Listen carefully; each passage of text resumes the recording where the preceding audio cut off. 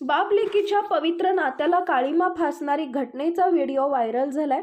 एका 24 वर्षाच्या मुलीनं 50 वर्षाच्या बापासोबत लग्न केलंय। या घटनेमुळे सर्वांना मोठा धक्का बसलाय। त्या संदर्भात व्हिडिओ बनवून त्यांनी शेअर केलाय। त्यामुळे या घटनेला घोर कलियुग शिवाय काय म्हणावं अशा प्रतिक्रिया युजर देत आहेत। या संपूर्ण व्हिडिओत बोलताना त्या बाप बेटीनं निर्लज्जपणाचा कळस गाठला।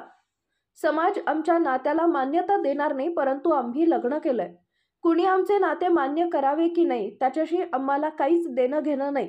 जेव्हा वडिलांना विचारलं जातं काय ही मुलगी तुमची आहे, ते होकारार्थी उत्तर देत यामध्ये एक अडचण काय आहे असा प्रश्न विचारतात। वडिलांशी लग्न करताना तुला लाज वाटली नाही असा प्रश्न त्या मुलीला विचारला। त्यावेळी मुलीचे वडील म्हणतात, तुम्ही कोणत्या जगात राहत आहात, कशाला लाज वाटायची। मुलीला वय विचारल्यावर ती 24 वर्षाची असल्याचं सांगते। तिच्या वडिलांनी त्यांचे 50 वर्ष असल्याचं वय सांगितलंय।